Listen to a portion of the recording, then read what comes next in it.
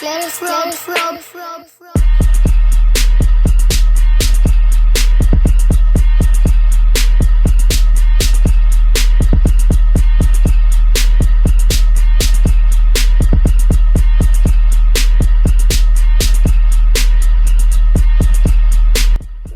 up, folks? Wrestle Corner is back. Partially back. No, it's always been here. Y'all know that. We've always stopped and talked about professional wrestling.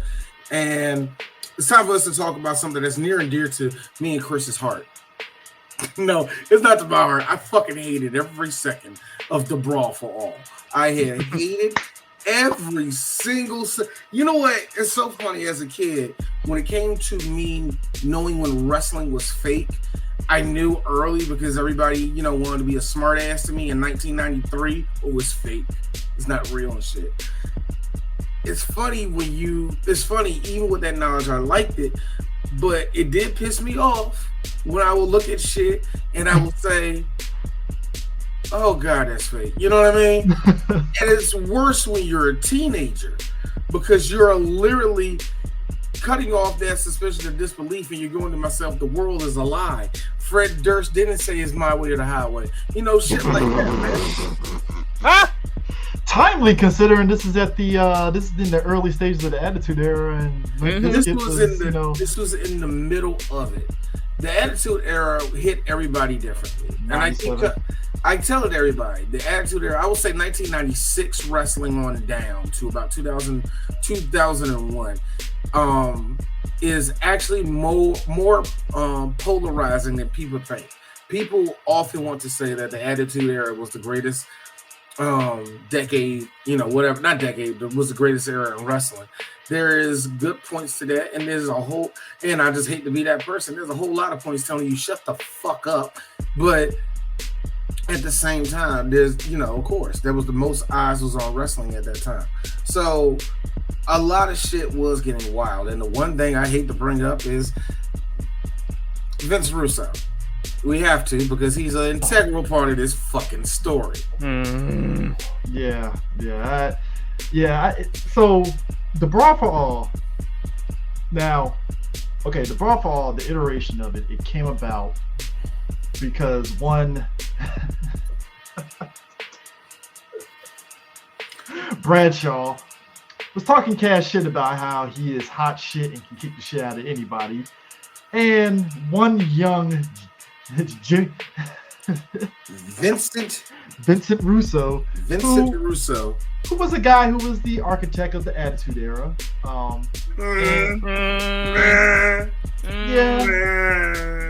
a degree. Easy. Either way, you want to be easy with that. Don't call him the architect, because I hate to be that person. Pat Patterson did more for the Attitude Era than he did. So let's not. Yeah, we're not about it anyway. But the point is, he decided he wanted to really, put Bradshaw in his place. So he decides, hey, how about we put the most badass guys we got backstage into a boxing match? Because you gotta understand, bro, this was when wrestling was real. Because there was titties, there was Jerry Springer. It was beautiful, bro. It was real. People tune in. Nobody's going to tune in for a wrestling match. That's not what WWF stand for. And we want, throw titties out there. Show Brawl. It's got to be like, real. 90s. Now bear in mind, this was also during the early days of UFC. Oh, God. It was UFC in the early days was rough around the edges. Man, the word rough around the edges is not that thing. You got to understand. See, that's putting it lightly. Joe Rogan was a part of early UFC. No, he wasn't. He wasn't. He was just a fan that became a steroid fan. He did a match. That actually is a very good commentator on MMA. I will totally admit that. but he's still a fan. He's an amateur. Y'all act like this nigga. You act like this nigga went in the ring, actually fought Vanderlei Silva in his prime and shit. You don't need to stop that, man. But either way, Silva, but one of the people that participated in the Brawl for All was one Dan Severn, who had accolades out the ass. Now, Eric, Chris, actually, let's go down the list of the people who were lucky enough to be picked for this. And let's start with Dan Severn. You said Dan Severn. I got a question, Dan. Why? Like, you didn't have to be here. No. But wasn't WWE also like putting up like different like people from fucking Take two. No. Ken Shamrock was here at WWE at the time, so I think that was the only reason why they got Dan Severn, because Ken Shamrock was there. So it's funny in the history of the United States fighters that were fighting in Japan and at the time doing kickboxing or any type of Gladiator or any type of MMA promotion. They all the Americans kind of stuck together, whether it be Dan Fry or Severn or Shamrock or Shamrock's brother. All of them kind of rolled. Not want to say roll in the same clique, but they like, hey man, we got a job over here, some shit like that. Hey, you get paid good over here. So Dan Severn was already, if I'm mistaken, he was the NWA weight champion or some of the shit like that. But Dan really needed to work. Mm-hmm. Bear in mind, Severn had the NWA championship at that time. Yep. And he did have it at the time. Yeah, he had it at the time. And this is how I remember it vaguely, because bear in mind, I was still watching WCW Hardcore, but like I would kind of like, hey, what's WWE during this time? And it was just, Billy Gunn was Rockabilly or whatever the fuck he was at the time. No, yeah, he was Rockabilly. Yeah, Rockabilly at the time and stuff. And I was like, oh, that's what's happening. I think, he just did Mr. Ass. I don't think he did Mr. Ass just yet, but whatever. Yeah. So Dan Severn had the NWA championship, and they were really kind of like teasing, like Severn was going to beef with like Bob Harley and Bart Gunn and shit because the NWA invasion and stuff. And I was like, oh. And I liked how this actually did Vince the favor. I'm talking McMahon the favor, where it's like, wait a minute, Severn lost. He had the belt out. He had the belt with him when he walked out there, did he?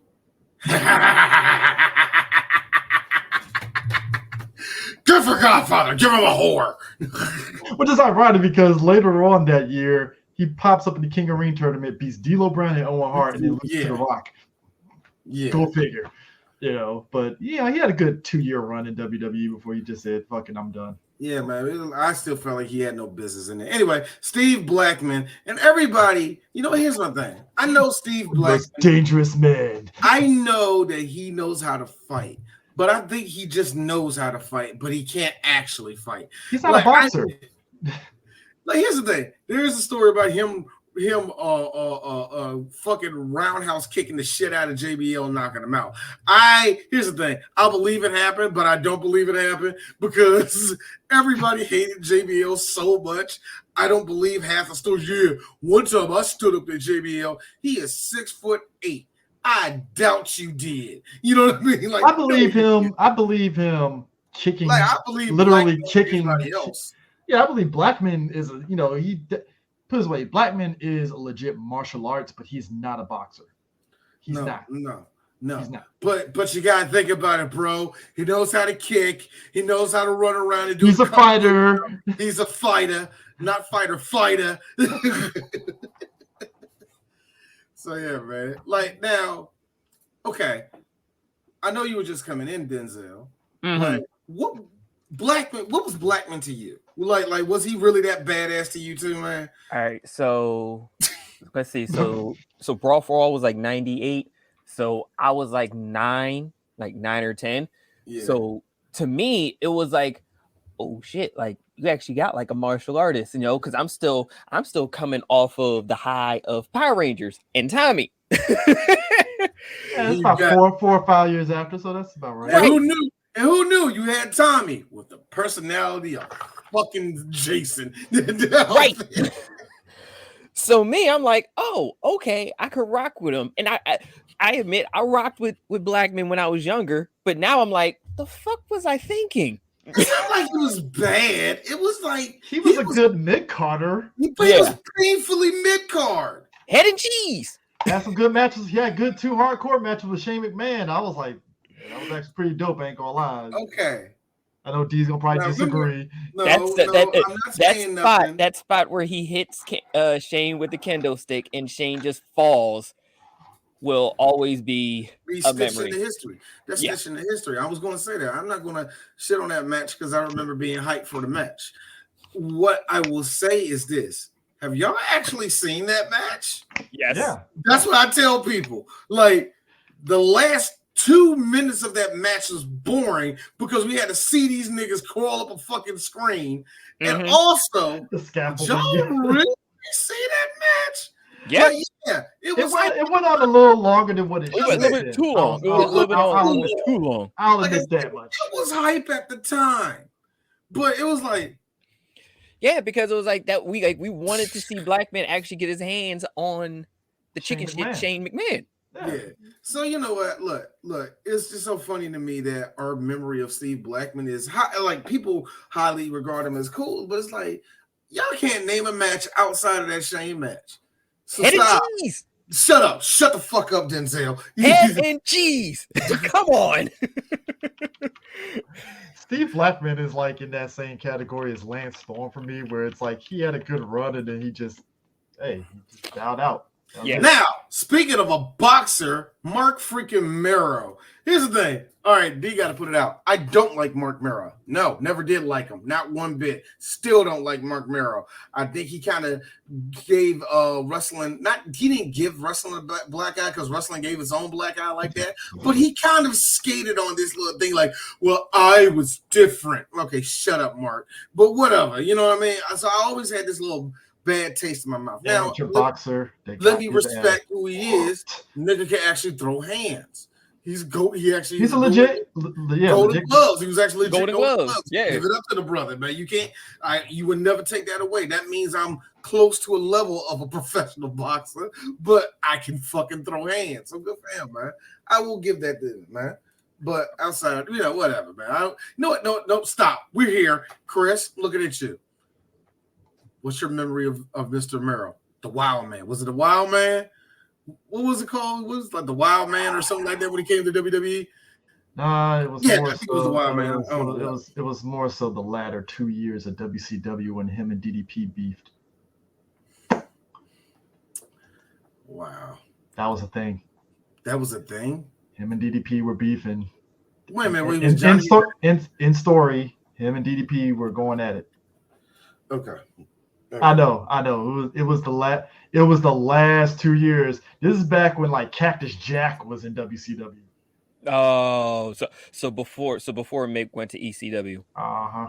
Mm-hmm. Yep. So, yeah, because see, like when you guys say Mark Mero, only thing I can think of is that was Sable's husband.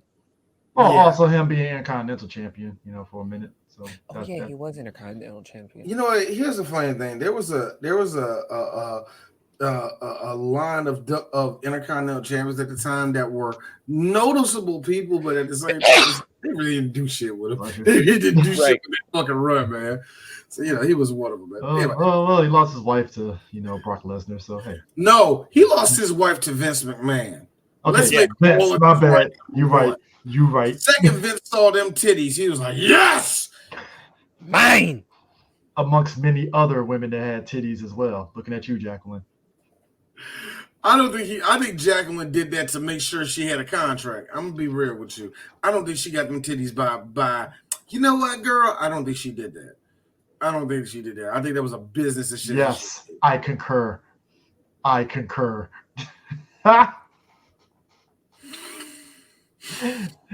Woo! It was messy times. I think it is kind of funny that Sable went on and went to a quiet life and married the most loudest nigga in the room, which is Brock Lesnar. And I will, hey, they're gonna have look. One day we're gonna see some corn-fed ass. I'm about to say the same shit too. He got like what daughter? I don't know what he got. If he got a daughter, a kid or a couple of kids. He got 2 kids, I think. 2, maybe 3 kids.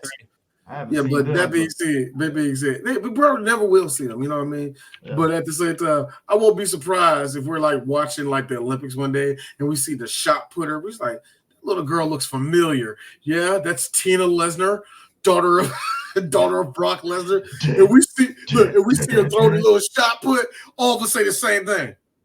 Hey, yo, where Triple H at, man? Well, yo, where Triple H is at? Yo, Trips, you gotta What's going on here? see this chick. She look like a new record. I mean, Like, look. I have a feeling that one of his kids is going to like, who is that? We're all going to say, who is that? Yo, that's Brock's kid. I knew. Wow, steroids actually say it. But nah, man, like so you have Mark Merrow. So who's You the got next the one? Godfather who was a bouncer, but he could fight. You know, that was the least. He hit the bare minimum of what Vince Russo wanted. Like, oh, Mark, you know, the Godfather. You know, he was a fighter. He was a bouncer. He knew how to throw hands. Put him in there. But here's the thing. Of course, everybody, we're going to be pulling for the dark side of the ring. I'm with Godfather. Shit, yeah, nigga, I'm used to this. He was a real, like, one thing I always gave that to Charles Wright. He was a legit tough dude. You know, he was, we don't make niggas like him no more, bro.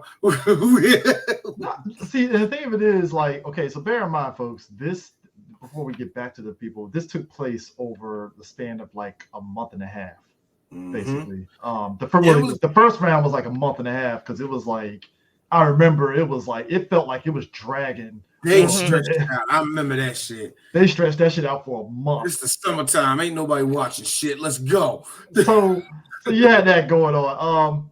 Tuco Scorpio was in the shit. With Scorpio. Who was he going against? 8 Ball. Oh, 8 Ball. What the fuck is 8 Ball? I don't know. Mm. I remember he was in ECW for a minute, but that was it. Yeah. Yo. I think he was there for like a handshake and a cup of coffee, or half a cup of coffee. Oh yes, he was. Because it was ECW, so they really couldn't afford a full cup of coffee. No. He popped up in TNA after WCW went under. Right after WCW. Yeah, because you remember in the asylum in Tennessee. Yeah, because you remember both of the 8 Ball popped up in WCW during the last year and a half before they went before Vince bought him. And then he popped up in TNA immediately afterwards. I was like, oh, there he is. And it's like, well, that was interesting. Cool. I mean, that was your only choice. It was either go back to WWE or go to TNA. Take your pick. I highly doubt he had any leverage to go back to WWE. I highly doubt that because, again, nobody got over in this fucking tournament. No. That is amazing to me. Nobody. For a tournament that was supposed to put somebody over, it got nobody over. The one thing I would add with Tuco Scorpio is that it's funny. He isn't actually not a badass. Yes, he has a story where he nearly knocked out Hawk. Admittingly, Hawk wasn't Hawk, so it's hard to tell. But I'm gonna say that Hawk got beat flesh because he called Tuco Scorpio a nigga. So I really, really think he got his ass whooped clean in that fight. But that being said, he doesn't come off like a tough guy at all. He was just, hey, I'm a job. I ain't got shit to do, man. Vince ain't got me doing nothing. I do it. So why not? All right. Steve Williams. Steve Williams, as you see by Denzel's head, the guy with his tongue out. Dr. Death. Oh. Dr. freaking Death himself. He was a guy that everybody jerked themselves off in excitement for. The word everybody is weird. See, here's the thing. Number one. He had the look. Yeah, he had the look. He was one of those. He was just legit strong. Always dumped a whole lot of Japanese dudes on their heads. He was one of those type of dudes, man. And hell, love nigga, man. I'm not JB. I mean, Jim Ross. Love this dude, man. He was like a little brother to him and all that. Now, here's the funny thing. Jim Cornette mentioned it, and it's one of those things where, well, duh, why wouldn't he?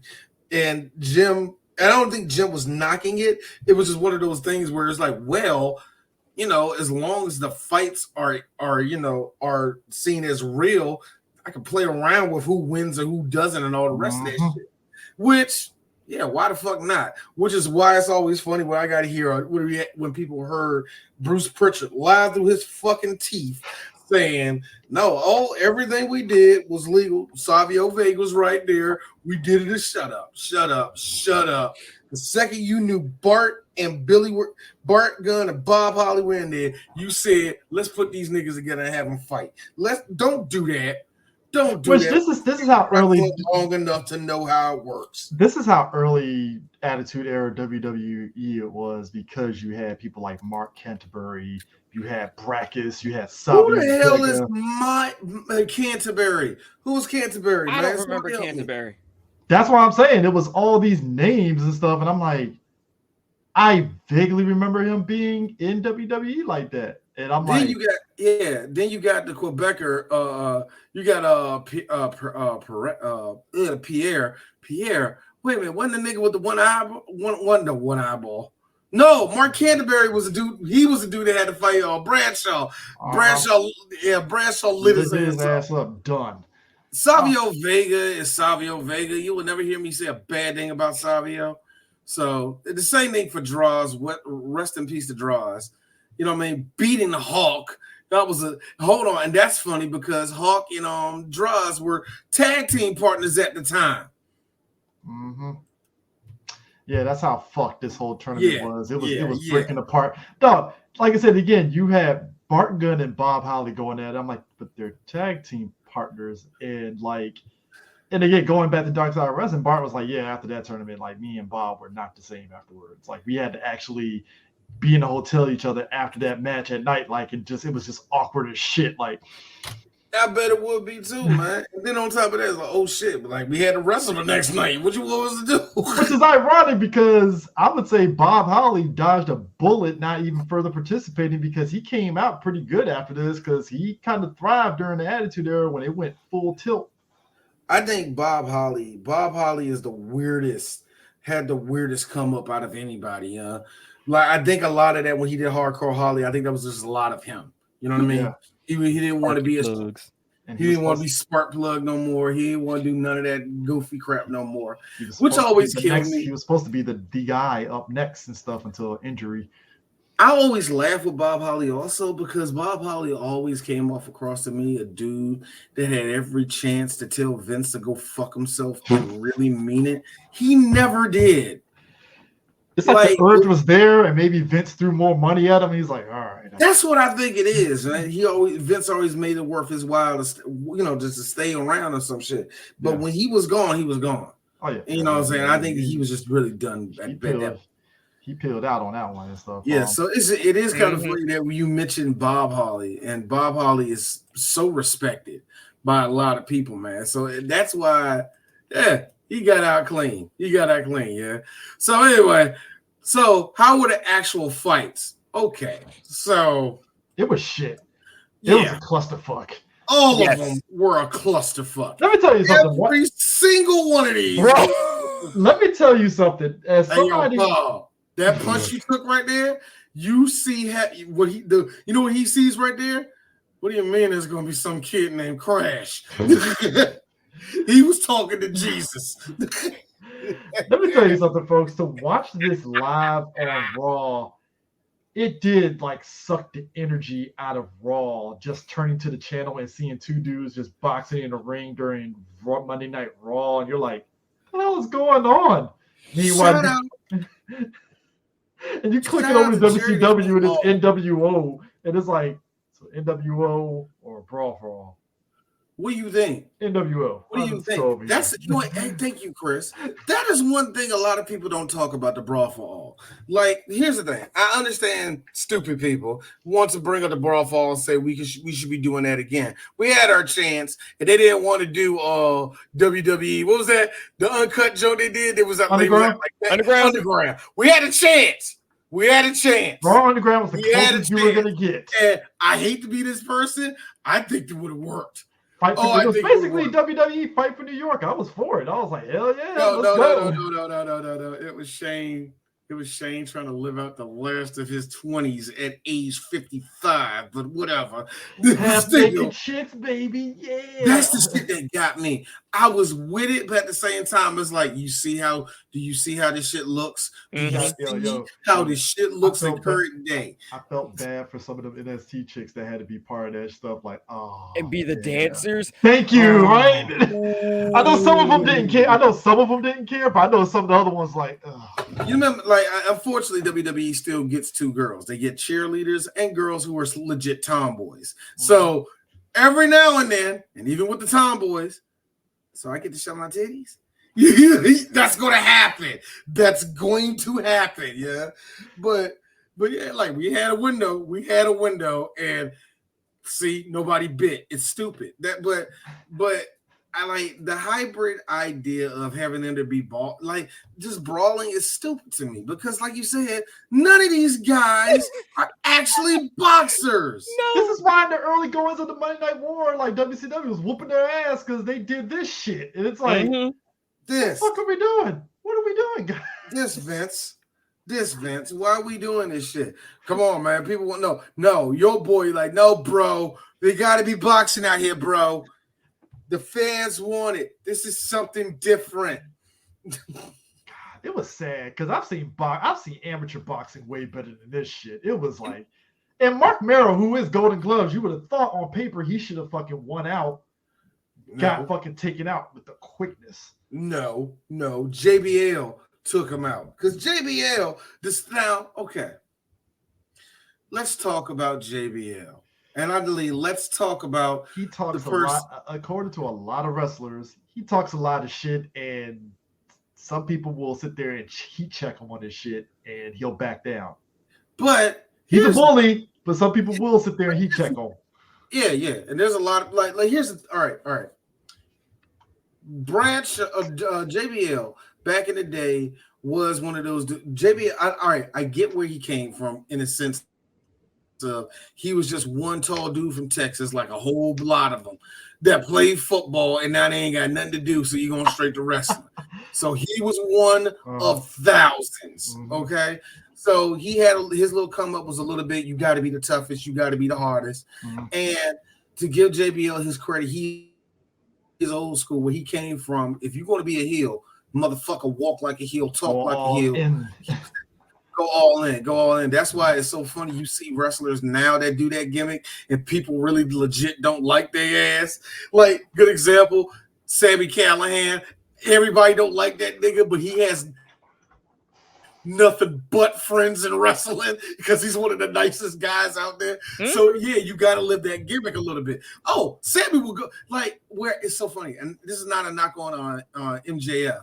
But I feel that Sami Callihan is doing what you did when nobody asked him to. Right. Sami did shit that was so unnecessary to get him heat, man, but whatever. But anyway, but with JBL, I think he lived it hard. And when, everybody had to be a little bit PC during the 2000s, it kind of really made him look bad.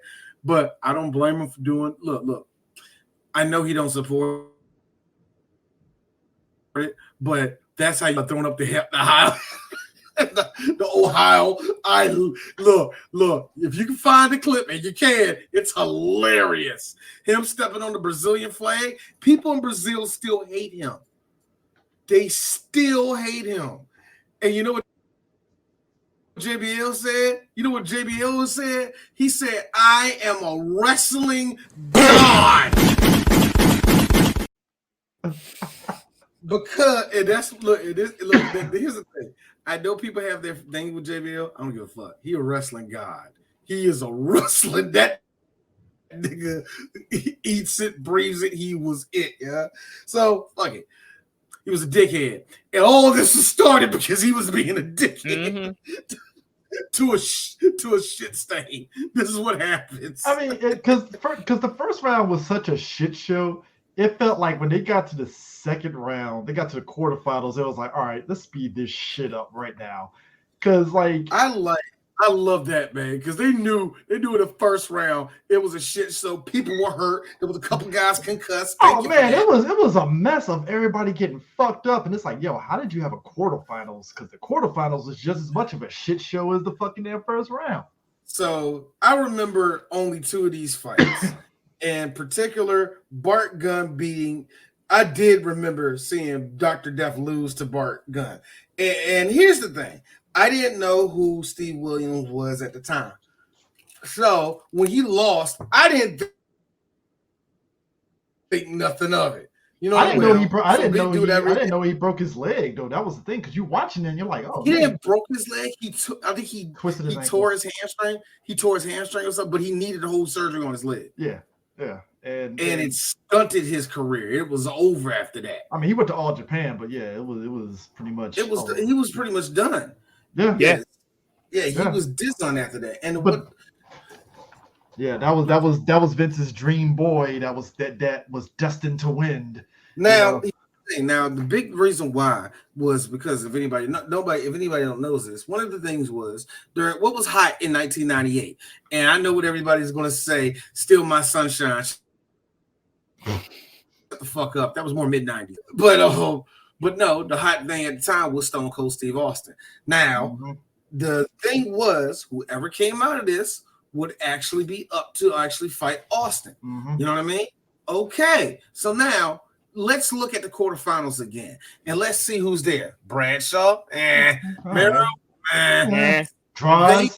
Vega already fought him. Draws, Bart Gunn. Bart, hell no. Steve Williams, oh my God, yeah. Godfather, no, Godfather wasn't Godfather yet. Yeah, he was still Kamala. I think he was still Kamala. Nation. It was still Nation. Post Kamala, post Kamala. It was like Kala Mufasa or something. Yeah, something like that. True Core Scorpio. Fuck no. Oh hell no. So I hate to be that person. Who's the only, like I said, in that quarterfinals, who has the most personality at that time to go against Stone Cold? Yes, Dr. Death Steve Williams, the dude that's won a New Japan, the guy that has won every title in All Japan, the guy that they stupidly didn't take in WCW was Vince's. Vince can run with this dude for a couple of years or so, whatever. Luckily for Steve Williams, he had Jim Ross behind him, and Vince kind of likes it when guys beat the shit out of each other. So he was perfect. And what happened? What the fuck happened? This is what happened. He didn't get put to sleep, but when he got hit that second time and fell, oh my God. Now here's the thing. Vincent Kennedy McMahon has a thing where if you fuck up his plans, even if it's just by accident, and bear in mind, it's not like Bart purposely wanted to do what he did to Steve. Let's make it perfectly clear here. But clearly Steve was supposed to be the guy. And he admitted he was heated going to the ring because, and it would be the loud gay Canadian. How are you going to beat Steve? You got to think about it. Pat Patterson, dick swinging in his late 60s, shorter than everybody else. Exactly. Yes, it was. Oh my God, yes, it was. Now, bear in mind, here's the thing. Speaking as somebody, like when you have people telling you that, oh, Steve Williams gonna beat the shit out of you and da. No guy ever wants to hear that shit, right? You don't want to hear that. Nobody ever wants to hear this guy's gonna beat your ass. You'd be like, no, fuck you. I'm gonna whoop his ass. And that's exactly what the fuck happened. Bart was like, I took that personally. And he got his MJ on. I took that personally. Like I gotta imagine if Pat Patterson didn't egg him on, he probably would. He probably would have lost. But it was like, nah, this shit's personal. Think he's no, bro. No, he gotta go. Man, but like when he failed, I was Jim, like when he failed. They went. Luckily, he went backstage, and we have something for that. What did he say when he's backstage? Where was the pain, Jameis? Yeah, just pain. It was pain everywhere. So we got to keep on pushing. Yeah, it was just pain everywhere. He destroyed. It's amazing to see two guys have their careers destroyed at the same time. And that's the sad part about it. Because Bart was a mid guy. You know what I mean? But he didn't deserve what was coming at him, even though he kind of deserved it because wrestling is wrestling. Don't worry, I'm gonna get to the reason why Vincent Kennedy McMahon was right on that nigga later. Now, I will admit this though. The same thing for Steve Williams. It was done for him too. It was sad. I remember watching that match live, and you could have sucked all the energy out the audience because the audience was like, "Oh, Dr. Death gonna fucking win this shit." The energy out of the audience. The audience energy was already sucked out. So I'm just saying, what energy was there though? Because everybody was like, "Oh, Dr. Death gonna win. He gonna beat Bart Gunn." Yada yada yada. And as soon as as soon as he went down, it was like, "Oh shit." Okay, so just to put it out there in perspective for a lot of you, you're probably saying, "I don't get it. What's so wrong about this?" Imagine, if you will, that's what I'm saying. It's a brawl for all. It's a brawl for all. Everything's going good, and the person that everybody sees is going to win the brawl for all, that should win the brawl for all, will be Kevin Owens, and then motherfucking Danhausen drops him legitimately. You're like, that is what I'm talking about. The whole backstage would be like, what the fuck happened? Do you imagine if you? I'm saying Danhausen just because I can't think of no weak ass nigga in WWE. Oh, God, I liked him. The dude I liked that was in the Mel Marlin jump, the Persian dude, Mansoor. Mansoor. Yeah. Imagine he legit went across Kevin's mouth on live television. Kevin just and knocked him out cold. Do you know what will happen to Kevin Owens' stock? Do you know what will happen to the main event push? Well, just push Mansoor. Really? Really? You want me to push you want me to push the jobber to fight the main? And hold on. Remember when I said that nobody was getting over? Even when he knocked out Steve Williams, do you know what the fans did? Bring out Austin. Where's The Rock at? That's what I said. Bring out the Job Squad. No. Scorpio was already out there. What are you talking about? Shut the fuck up. You beat me. I was going to say something about that. Give me Blue Meanie. Bring the little weenie back. Oh my God, Jericho wasn't there yet. I forgot Jericho wasn't there yet. Goldust. Goldust wasn't there. Goldust left at that time. I think Goldust was he was there. No, Goldust was there. Yeah, he was there. Yeah, he was just he was going through that weird I love and really, really hate my wife period he was going through at that time. No, but you're right though. Everybody was Dusty. But everybody was on some like, give me Triple H and give me DX and Shawn Michaels at that point. It was like, yo, give me them motherfuckers. I don't want to watch this shit. And here's the funny thing. I do remember. I don't remember much of the commentary. Just Jerry Lawler needing to shut the fuck up because Jerry didn't carry a single sheet of paper to make any of these niggas look good. He buried everybody in the ring. Look at that, Jim. Look at that wild swing, Jim. He missed all of it. Like. This is Jerry we're talking about, D. He never had a piece of paper, even after the Brawl for All. Even after that, I know, but still, it's Jerry Lawler, though. Jerry, not making this shit sandwich any better by dropping more shit on this man. Not saying that he was bad. He was the best thing about the whole Brawl for All. Now, I talked about how WC. Now, this is how vivid I remember this. Now, this is summer of '98. I want y'all to take a wild guess of what was also happening during that summer in WCW '98. Just take a guess. Don't look it up. I know. That was Wild Hogs. Sturgis. No. I know what was going on. That's when Sting came back and he was fighting against the NWO by himself, right? Partially. Okay. Dennis Rodman, NWO, all that shit. Yeah. The build up during the summer. During the summer. So you got that, you going up against that in the Brawl for All? WWE got their ass kicked. You're going up against That's that? another thing. This was one of the lowest rated programs on the whole show. Not only is no one getting over, nobody's watching this shit. Everybody's watching Dennis Rodman and Carmelo go at it in the ring. Don't let it fool y'all. You know, I was like, well, I looked at the little document because wrestlers are nerds themselves. So of course they watched it live, okay? But so that don't count. That don't count because your favorite wrestler saw it, therefore everyone's seen it. No, nigga. No. Wrestlers are nerds. Every single one of them, especially after 1988, we have breeded no legit, true tough men wrestlers. All right, so all of them are fucking nerds. All right, it's true. Why do you think CM Punk had such a tough time trying to come up during the Gen X era? Because all of them were still tough men. You know, all they are now is niggas that can flip and motherfuckers that weren't good enough for MMA. Those the only motherfuckers that do wrestling now, yeah. And every now and then, hold on, Denzel, and every now and then, dude, you are cut out of. Are you a cow? All right, we're gonna do something with you. All right, man, we're gonna do something. Stay away from the. Oh, you're already doing roids. Don't tell nobody. Anyway.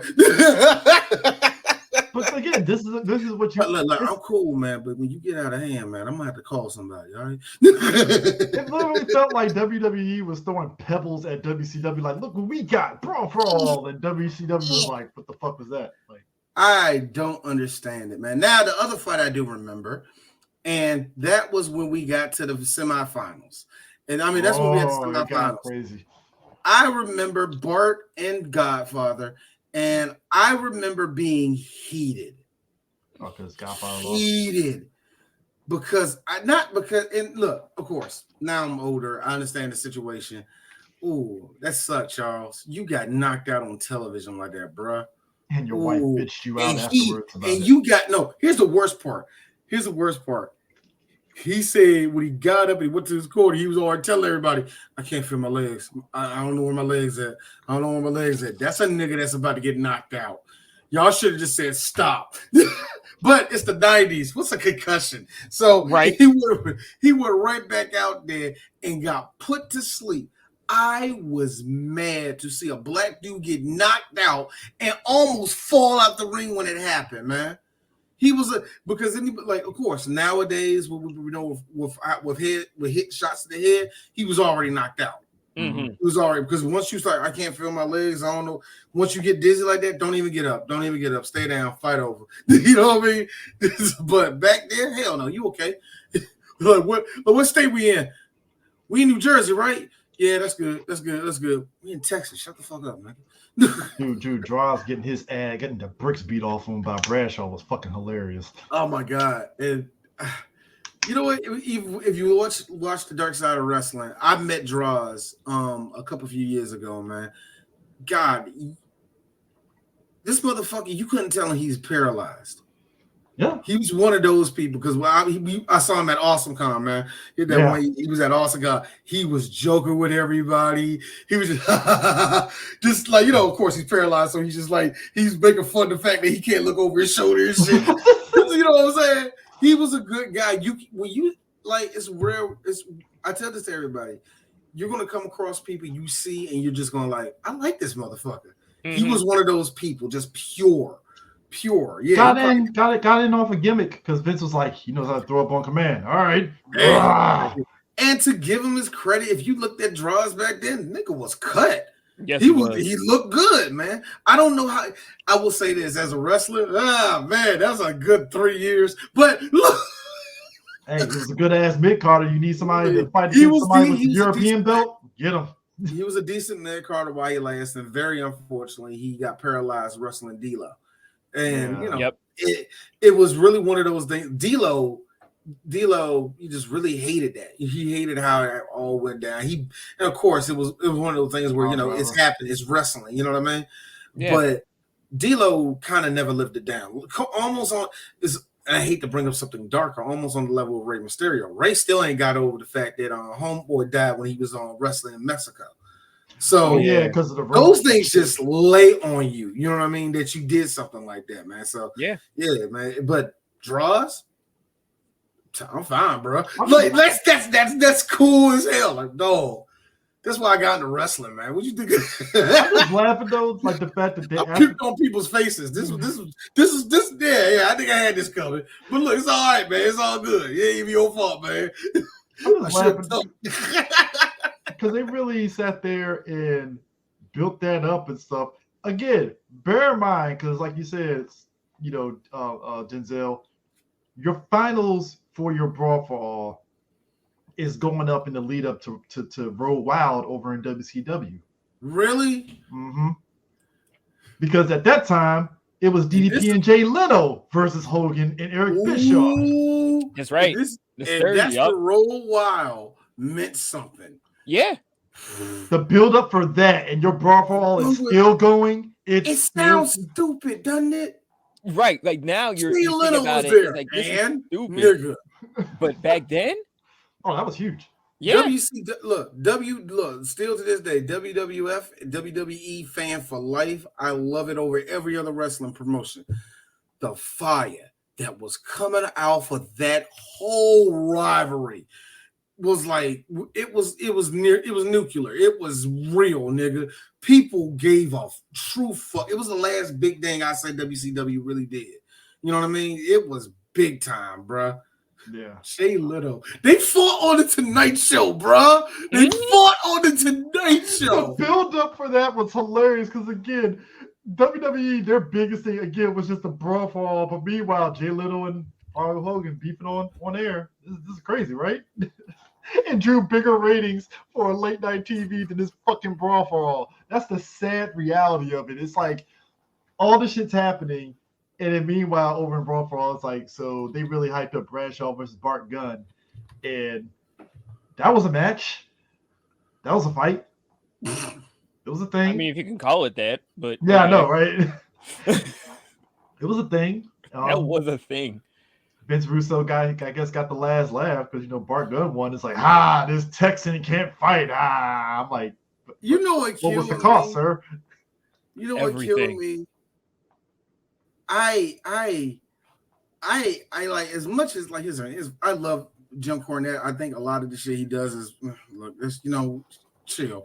But it took me a while and I really got it. I understood why Jim Cornette couldn't stand a person like him. Like if you ever had somebody at your job that if you ever did something that you really truly loved and you had somebody that didn't take it as serious as you, or really took advantage of where he was at and not cared about anybody, like just somebody toxic to work with. That's what he had to deal with.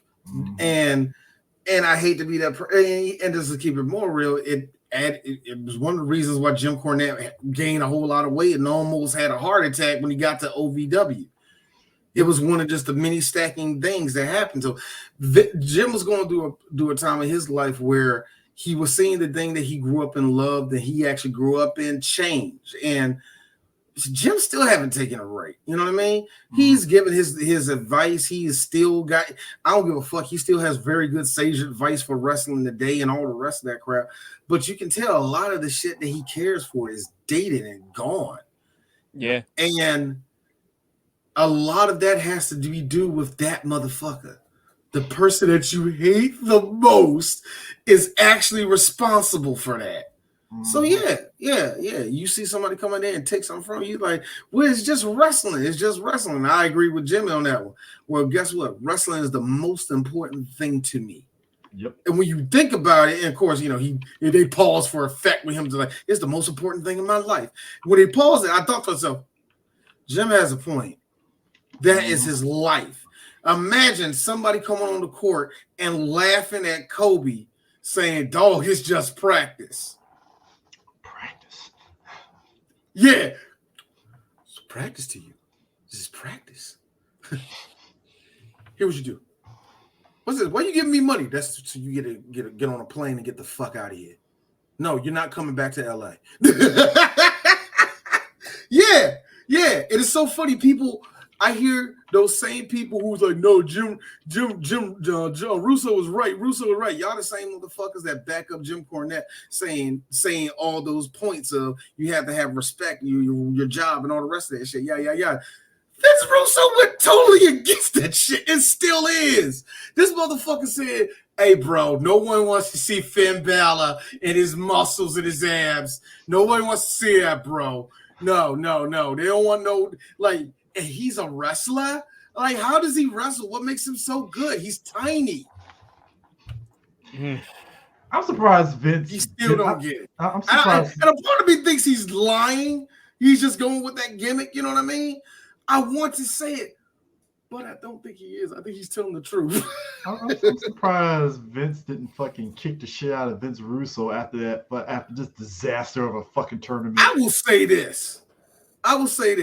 When he got across Jim and Jim was like, I'm gonna fucking choke you, and probably somebody was like, yo, Jim, chill, and took him away from him.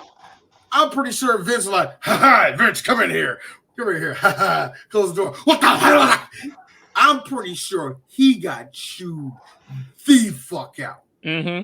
Bart Gunn was unfortunately Bart Gunn took a lot of strays coming off this tournament win because number one, you win the money. You weren't supposed to get over. No. So Vince was like, well, Bart, unfortunately, I'm going to have to punish you. Here's the thing. Much like the mafia killing their best friends and stuff like that, wrestling has a lot of just real dirty shit that they do.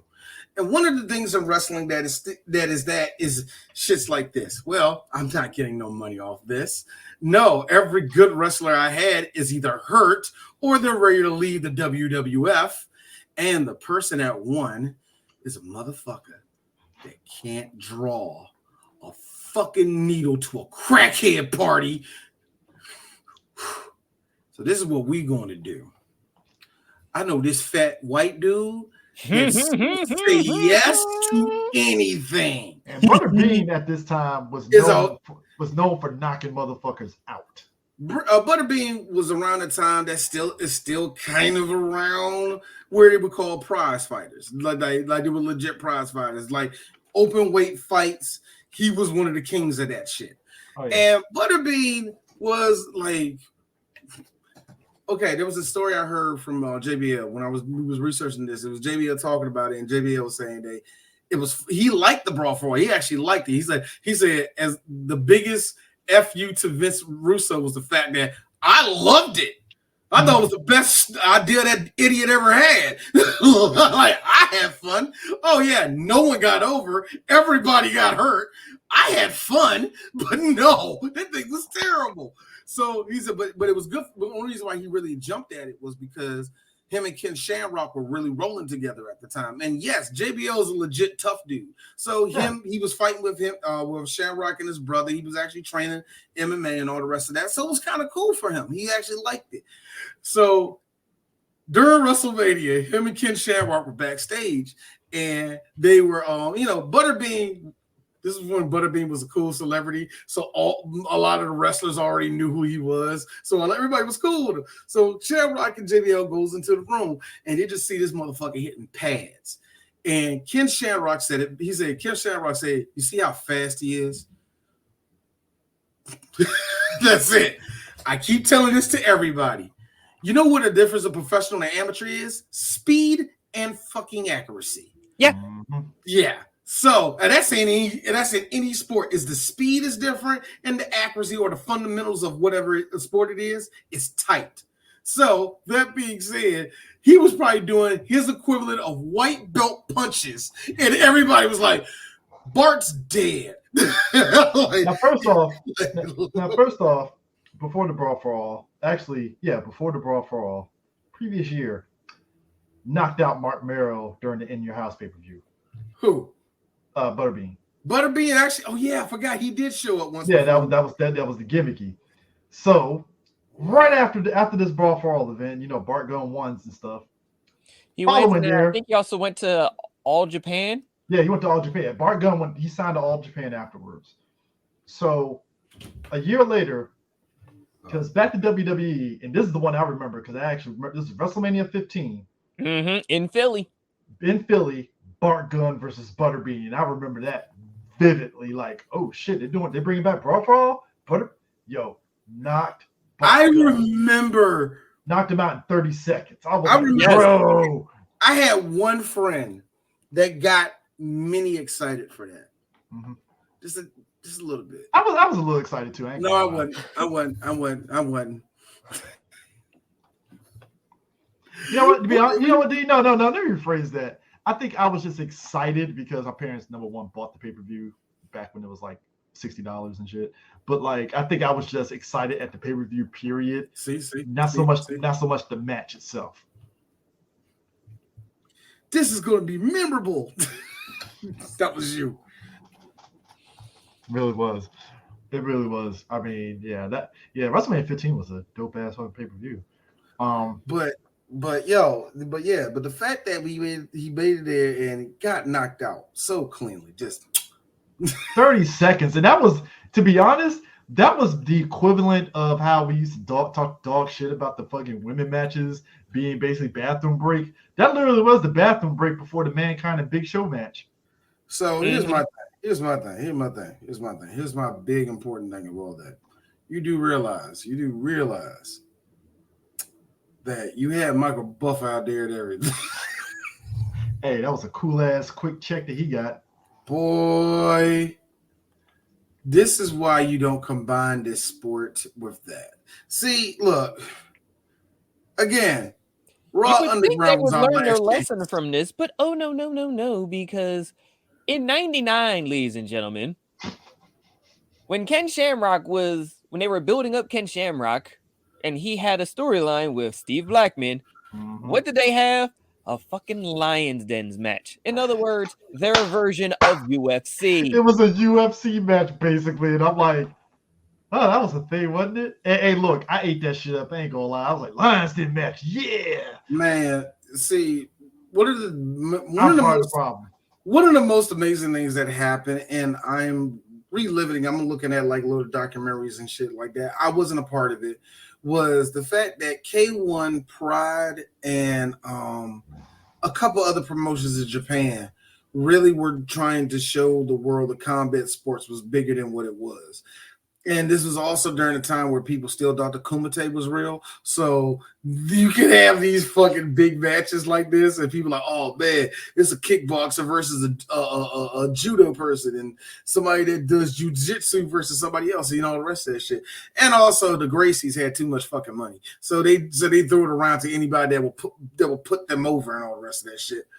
So basically, WWE trying that shit was just weird because they didn't care. They were just trying to turn eyes. There was no care put into it. They just really wanted to turn eyes to whatever the fuck they thought was going to be, just the shit. You know what I mean? And honestly, it was dumb, man. It was just dumb, man. And who won that fight, by the way? Who won that fight? The Lions Den match. Who won that? You muted, CJ. Chris, you muted, man. Damn. I think he said Shamrock. Yeah, Shamrock. I got you. There you go. All right. Kid Shamrock won that jump. But yeah, man, I find that funny. And you thought he was gonna get, they really thought they really thought this was going to be an evolution of something new. And really what you got at the end of the day was busted faces and concussions. Mm-hmm. And a bunch of jobbers that have another reason why they fucking hated WWF.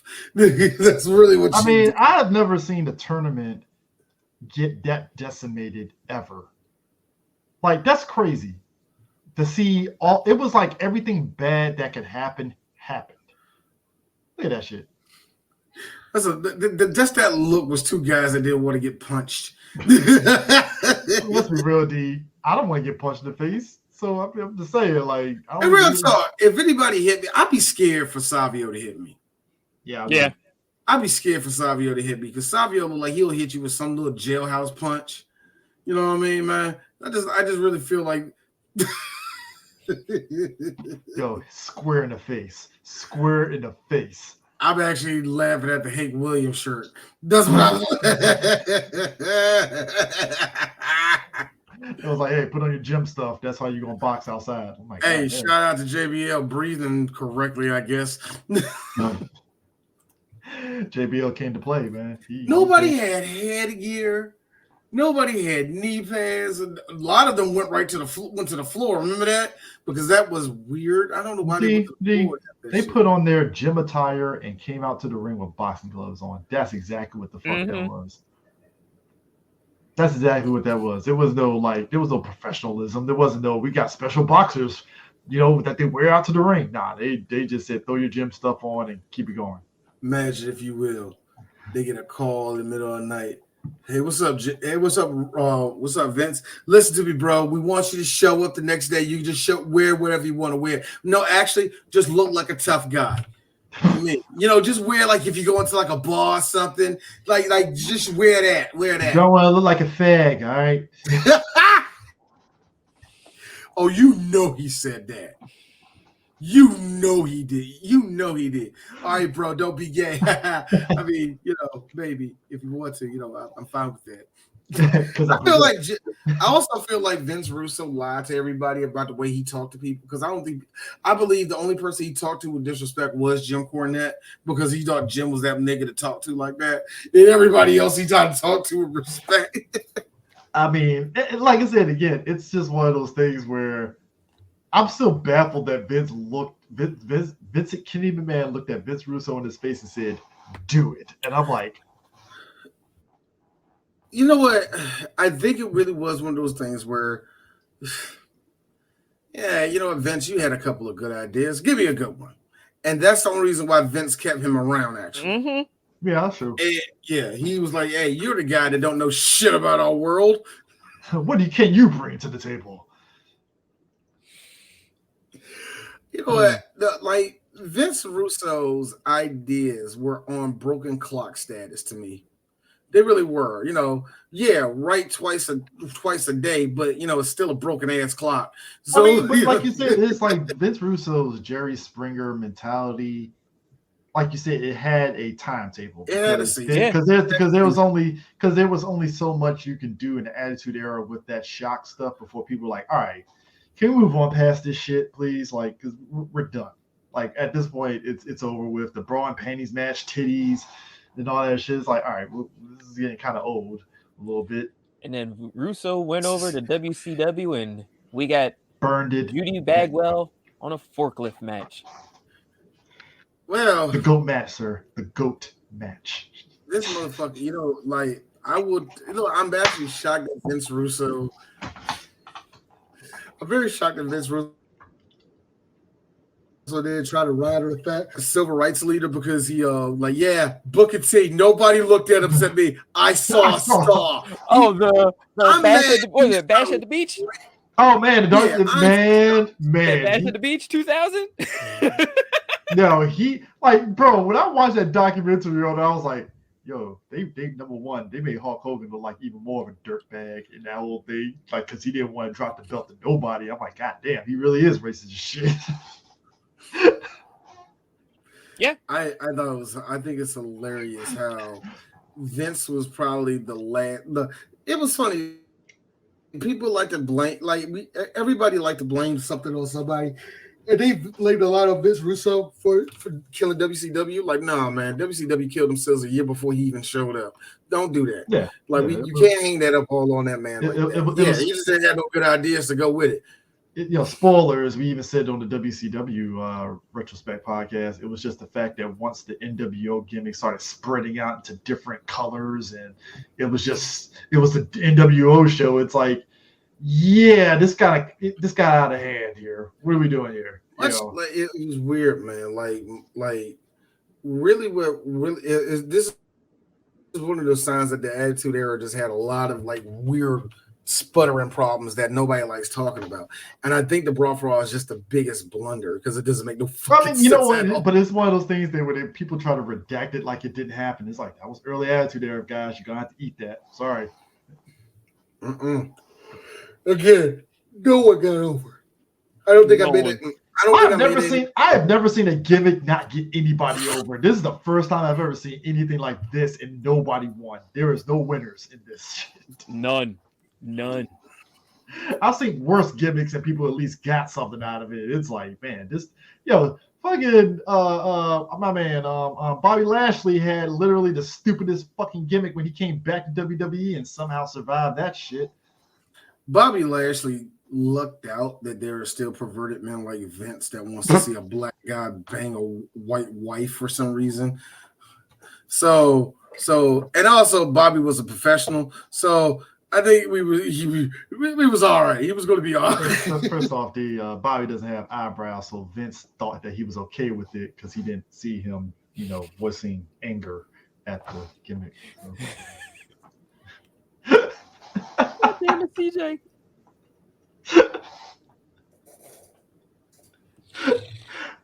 I'm just saying. Oh shit.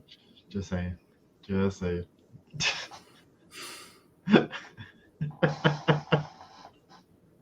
I got nothing after that. Hey, look,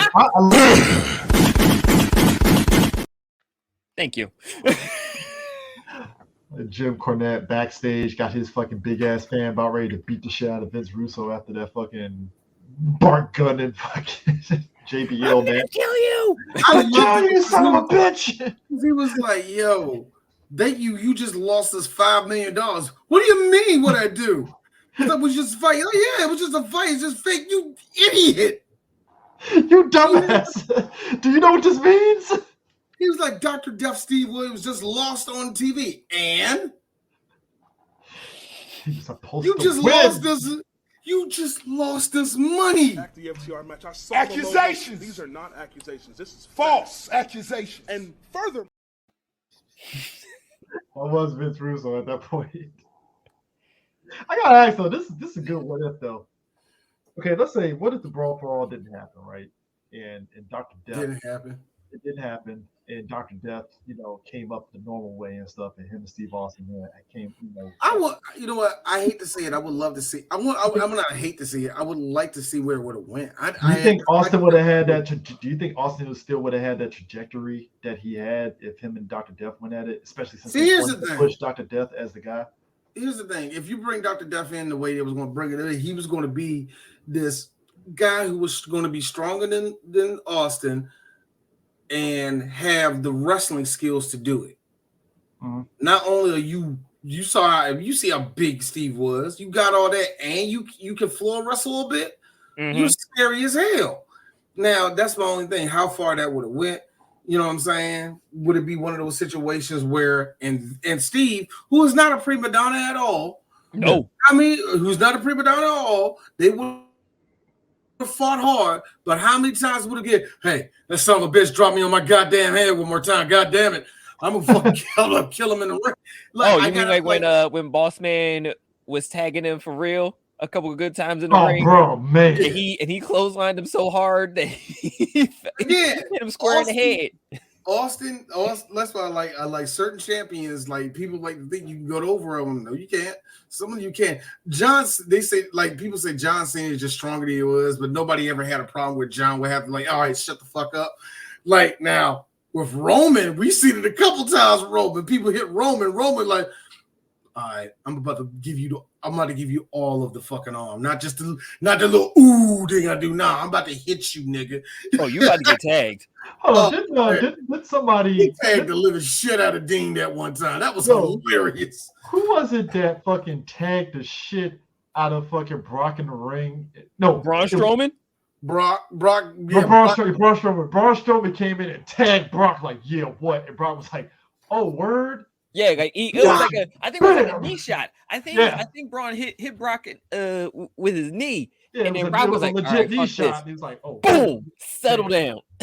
One of the best things I saw was the wrestlers respect like that. I remember, what was it, when Brock fought AJ Styles, right? Brock slammed he disrespect threw the shit out of AJ. And you could tell if it wasn't AJ, I want to say would have hurt somebody. But thank God it was AJ and not somebody else, because if it was AJ, they would have sealed that thing right or nothing. AJ's soul getting demolished right. AJ got up and hit that nigga with a flush discus elbow. Whap! I was like, Brock was like this. When Brock did that, Brock was like, that was good, nigga. That's good. Look, come on, let's wrestle, nigga. Let's wrestle. I like when you can see wrestlers do that in the ring. Oh, Steve Williams and Steve Austin would have did that to each other. There would have been a couple of matches. They would have been lighting each other up. I don't know about knife edge chomping each other, but it would have been like him. It's just, you know what? It would have been him and Savio Vega all over again. Just 4 really good pay-per-view matches, and they're done. It would have been that. I don't know how far of a star Steve Williams would have been because he never got the chance, thanks to Vince Russo. We never knew how the WWF audience even ate him up. We don't know that shit. Only thing everybody knew at the time was that's Jim Ross's dude. That was it. So yeah, that sucked, man. And and some WCW people knew who he was. So yeah, but I think overall though, just to be, it's to say that you actually watched something that a documentary did and seen it. It's amazing thinking back on it and like, yo, that was a time where you just juggle between both channels and you just saw one thing where you were like, well, that was a thing, and then the other side was doing a lot of stuff that kept your eyes glued. And I mean, it was a time. I will give Bart this. Bart is not a hateful person. He's not mad about. He like it was the business. He took it in stride. That's the one thing I give Bart because Bart was I'd give that. Bart was probably just a consummate professional. Consummate professional wrestler. Like, hey, dude, I'm not the number one dude on the card. I already knew y'all was going to punish me. That's how you punish me. How's the payday? I like the payday. The payday was great. That's how I go out, dude. Man, that was you ended my career by getting knocked out. And that's another thing I think a lot of people really sympathize with Bart was that was the end of his career, getting knocked out. I hate to be that person. Yeah. I mean, it's $5, and it wasn't your fault, but it's got to be your fault a little bit. I mean, because like any other person in Bart Gunn's, you could have just failed, Bart. No, I'm just saying somebody in Bart Gunn's position would have looked Vince in his eyes and said, "Go fuck yourself," and kept it moving. But Bart was like, "I guess I gotta do this because this is just what it is." Because I don't know anybody that would willingly take that kind of punishment. That's to say that's your punishment, Butterbean. Most people would be like, "Go fuck, get fucked, Vince." All right. Jesus. Oh yeah. The worst part about it is you can't. It was something that he couldn't recover from either, man. Oh yeah, man. He couldn't recover. Like the worst part about it was not. It was when Jim Ross was talking to him. And he's like, "Yeah, man, glad you won it." Yeah. He put his hand over my arms. Just let you know, no hard feelings, man. Oh God, they're gonna fuck me. Oh God. When he said no hard feelings, that's when you know there's about to be some business shit that's going down. I'm talking wrestling business is about to go down. It's at this moment. No hard feelings, bro. He fucked up. Hey, look, Bart at least Bart got out the business clean. You know, he's a full-fledged electrician. I will give him that. I will give him that. He's like I said, he's memorable of the business. Yeah, it could have been better. Yeah, I did shit for a while. I actually did shit for a while. So that's kind of cool. Like I said, it's kind of funny when he show draws. Like I said, rest in peace to him. He just passed away. Happy. That was the thing. It's like, all right, cool. It's something I did, man. What you want me to do, man? JBL, by what I heard, was Brawl. Wow. That happened. Hey, I don't know about anybody else. I love training for it.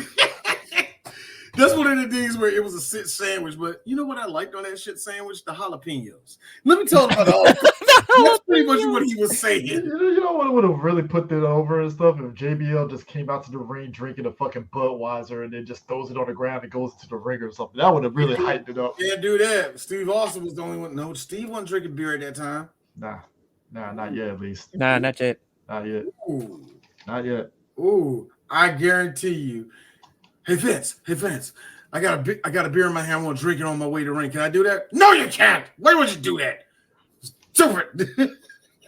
2 years later, Austin does it, and fucking JBL was like, exactly, Bro. No, you're like this.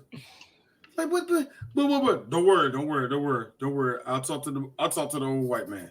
All right, I get something for us. Hey, Vince. Sorry. Hey, Mr. McMahon. Yes. Acolyte Protection Agency. How you like that? Yeah, how you like that? Even Ron Simmons, one of the strongest niggas that was ever made, code switching. has to still put on his white person voice. He still got a code switch.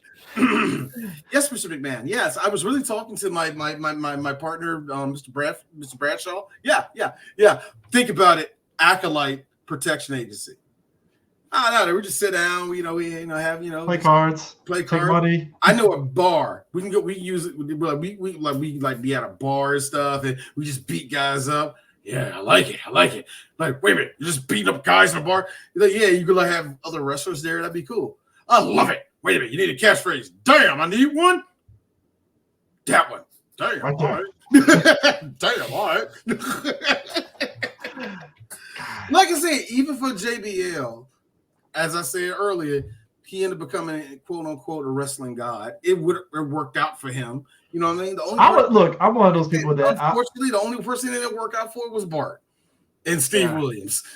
I'm one of those people that when JBL went solo after APA, I was like have reservations a little bit, like how's Bradshaw going to work? And then when he went full Dallas, I was like, all right, I see the vision. Do you know what I liked? I hated him, couldn't stand him. And then this motherfucker had the nerve to go to the border to get illegals. Wrestling God. It was perfect. Down to the last minute detail. Yes. JBL was the best. Racist JBL. Oh, I loved it. What happened to Vince Russo? Everything he got a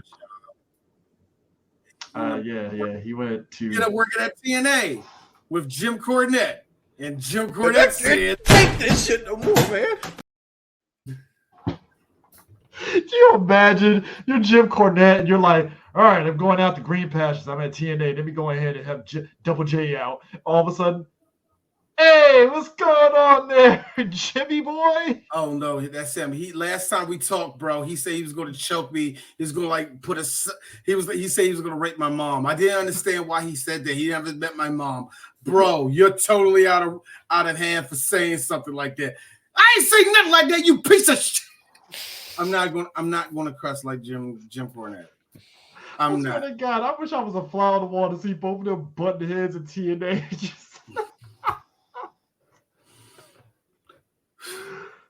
And of course, the Godfather, who would end up becoming one of the most memorable mid-card wrestlers of all time. Mm-hmm. He knew his role, and he worked that role. And for him to go into the Hall of Fame, I thought it was cool because it's like I was a Godfather, I was Kamala, I was the very fun fan favorite of niggas of my generation. Papa Shango. Oh man, Papa Shango was a short time, but Papa Shango was the nigga. He was the man. That was a short gimmick. Papa Shango. My dumb ass didn't know he was Papa Shango when I think it was like when he was the Godfather. Mm-hmm. And I forgot, I think Undertaker brought it up like, oh, when you were out here as Papa Shango. And I was like, hold on, time out. He was Papa Shango. I was like, did Undertaker break kayfabe? What's going on here? It did. Yeah, it did. The fact that he was a known guy in the Midwest. I mean, not in the Midwest, in the South, in the Mid-South region. Yeah, he was known down there and all the rest of that shit. Yeah, cool guy. It worked out for him big time, man. Again, the only person it didn't work out for was Bart Gunn. And, that's it. I gotta have somebody else. Oh man, but yeah, I just remember when that Dark Side, when they announced Dark Side of Wrestling and they said like the Brawl for All, I was like, oh my god, I need to watch this because I remember the matches, but I never knew the backstory on like certain things and stuff. I remember after the Brawl for All, I knew something was off, but I just ignored it because at that point everybody was all in on Mankind, Stone Cold, and all that shit. So you just ignored it. So knowing all the backstage shit, like, oh, there was actual bullshit going down. Like, oh wow. I remember like when Dark Side of the Ring announced that they was going to talk about Brawl for All. Dwayne, during one of his lives, a fan had asked him about the Brawl for All and if he had ever thought of participating in it or if his name was brought up during a creative.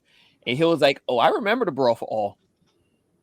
And thank God my name was not brought up to be a part of the Brawl for All. The Rock. You talking about The Rock, right? The Rock. Wow. Oh, and the Rock was on the come up at that point. So why the fuck? Because it was like Rocky Maivia, like he was right. Yeah, no, he was still Nation Domination. He's still Nation. But even then, they was like, I would imagine they're like, nah, he's in the program doing this shit. We're not going to use him. I think that probably saved him. He was like, nah, he's a mid-carder. We just put the IC on him. We probably all right. yeah. Look, I'm surprised Farouk's name didn't get brought up in that shit. Oh, I'm pretty sure it did. Oh, I'm pretty sure Ron's name came up. What the hell you want me to go in there? I ain't hit nobody. What the fuck you want me? Mark Henry staring off like, don't look at me. Shit. No. No. That was during the time where Vince was protecting him. Oh, yeah, I forget. Yeah. Remember, Vince was protecting him until one of the coolest stories ever, where finally he was like, hey, yo, Vince, I got to be the strongest man again. Everybody's saying I'm being the strongest man. And Vince was like, I get it. Okay, you know what, Mark? Go ahead. Hey, Mark, WWE has no room for the second strongest man in the world, meaning that if you get in second place, you don't have a job here. Mark went over there, broke records, and I still think he has a record that hasn't been broken. I think he still has one record that still ain't been broken yet. Oh yeah. There have been plenty of strong men after him that proved it, but he still has one record that a lot of it was like, fuck you, I ain't beating that shit. I forgot which one it was. I think it's like a quick pull or something. But it's one of them. It might have been the quick pull. It's one of them, but it was like nah. What Mark did, hey, it's going to be a minute. So wow, somebody's going to have to come out and be non-juiced in order. But I guarantee you, it probably did come out, and they immediately shot that down. Like hell no. I'm not having my Olympian go out there and get dropped. Have the dude that went to Japan over there and dropped a whole lot of niggas on their heads out there and risk it. According to Wikipedia, Henry remains the youngest man in history to squat more than 900 pounds without a single squat suit, as well as the youngest to total more than 2,300 pounds raw. His quads and just in other words, break. We're waiting for another kid. We're waiting for another prodigy like him to come through. I was gonna say another one that I'm seeing via Google. His unofficial records outside of competition are a squat of 1,006 pounds, a bench press of 585, and a deadlift of 925. Oh, God. How did you have children and not kill your wife? I know she was on top, but you got a lot of belly, nigga. Because Big E benched 575. Big E is so funny. Big E and John Cena are what you call power lifters. Oh, yeah. Okay? Mm-hmm. That's the difference between a power lifter and freaking the mountain that was on motherfucking Game of Thrones, all right? Power lifters are dudes that dropping type niggas. The world's strongest men, they pick up cars. 1, 2, 3. Why can't we pull in a whole ass plane? Like power 2 miles and shit. The bus. Yeah, the bus. He pulled a bus on WWE. Yeah. Now I looked at that story. Like, was that real? Oh, a lot of people thought it was fake. No, it was real. It was parked. It was parked, and he. It was parked, and he pulled it. Yeah, and it's. I don't know how official a record it is and all the rest of it, but it was on TV, and it's like, nigga, you do it. You know what I mean? It's one of those, man.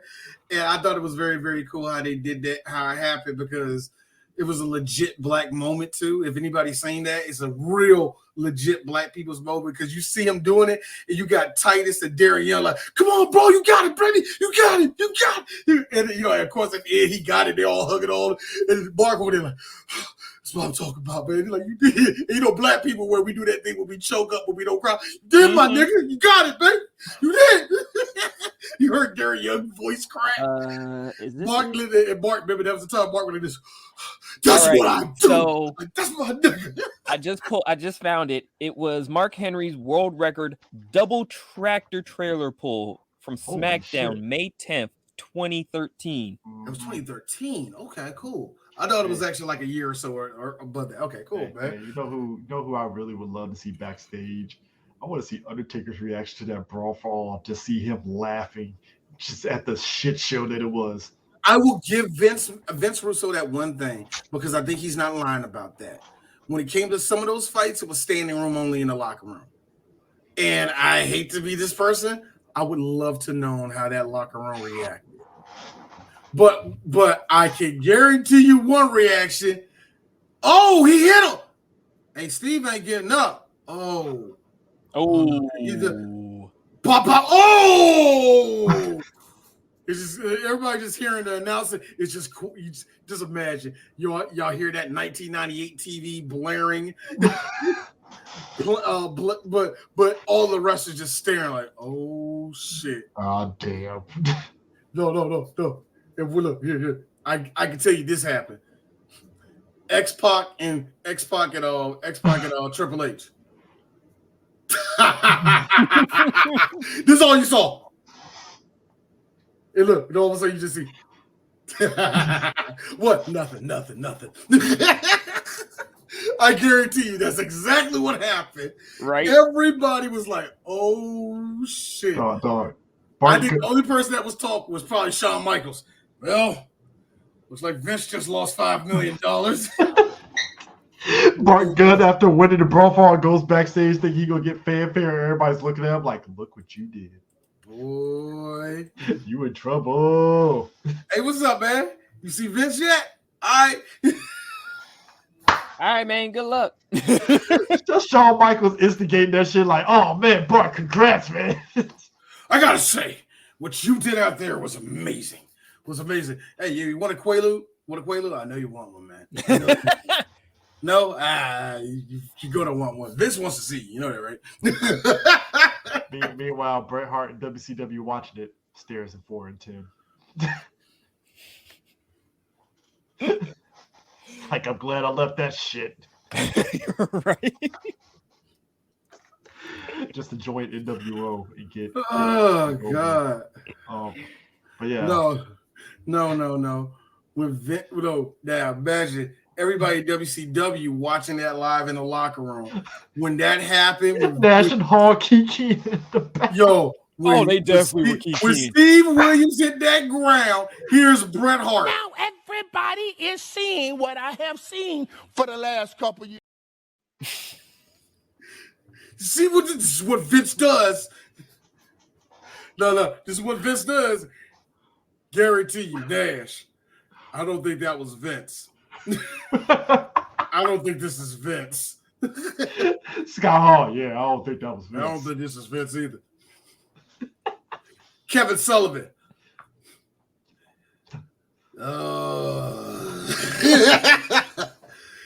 It had to be Steve. You know that's what all the WCW people that know Steve Williams. Oh, it was Steve. You know they ran back there. You know about that Booker T walking in. Hey, what's going on? What's going on? Dr. Death? Stevie Ray in shock, like, oh my God, my mentor. Let me know. Stevie Ray walked in. Like, get out the way. God damn, what happened, man? What happened?